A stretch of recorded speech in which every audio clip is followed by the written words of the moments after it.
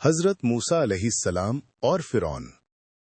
السلام علیکم دوستو، آج ہم قرآن پاک کی ایک عظیم سچی کہانی سنیں گے۔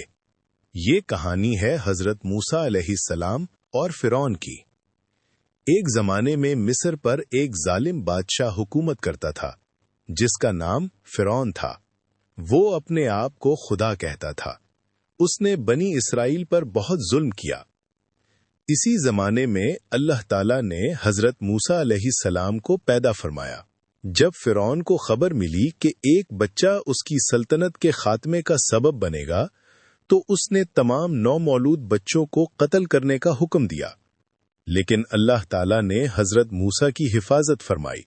ان کی والدہ نے اللہ کے حکم سے انہیں ایک صندوق میں رکھا اور دریا میں بہا دیا۔ وہ صندوق سیدھا فرعون کے محل تک پہنچ گیا۔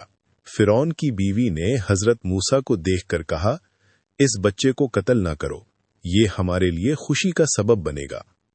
وقت گزرتا گیا اور حضرت موسیٰ جوان ہو گئے۔ پھر اللہ تعالیٰ نے انہیں نبوت عطا فرمائی۔ اللہ نے فرمایا، فرعون کے پاس جاؤ اور اسے حق کی دعوت دو۔ حضرت موسیٰ نے اپنے عصا سے معجزہ دکھایا جو ایک بڑا سانپ بن گیا، لیکن فرعون نے تکبر کیا۔ آخرکار جب فرعون نے بنی اسرائیل کا پیچھا کیا تو اللہ نے سمندر کو 2 حصوں میں تقسیم کر دیا۔ حضرت موسیٰ اور ان کی قوم بچ گئی اور فرعون اپنے لشکر سمیت غرق ہو گیا۔